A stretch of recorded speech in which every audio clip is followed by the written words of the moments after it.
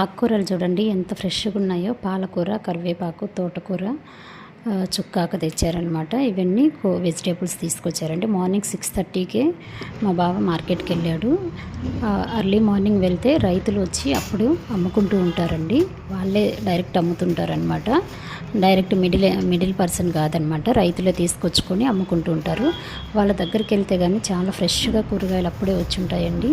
చాలా ఫ్రెష్గా దొరుకుతాయి. మేము ఎప్పుడన్నా కూరగాయలు కానీ అయిపోతే మోస్ట్లీ మార్కెట్కే వెళ్ళి తెచ్చుకుంటాం ఎర్లీ మార్నింగ్ వెళ్ళి.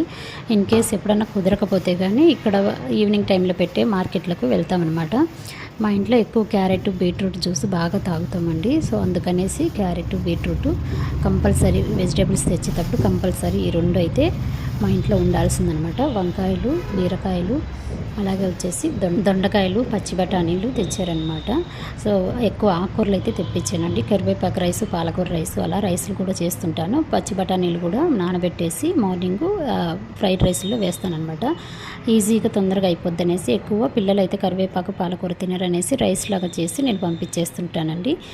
చాలా ఎంత ఫ్రెష్గా ఉన్నాయో చూడండి కూరగాయలు అయితే. అర్లీ మార్నింగ్ వెళ్తే ఇట్లా రైతుల దగ్గర మనం తీసుకోవచ్చు. అలాగే మనకు ఫ్రెష్ కూరగాయలు దొరుకుతాయి. వీడియో నచ్చితే లైక్ చేయండి, షేర్ చేయండి. Thank you.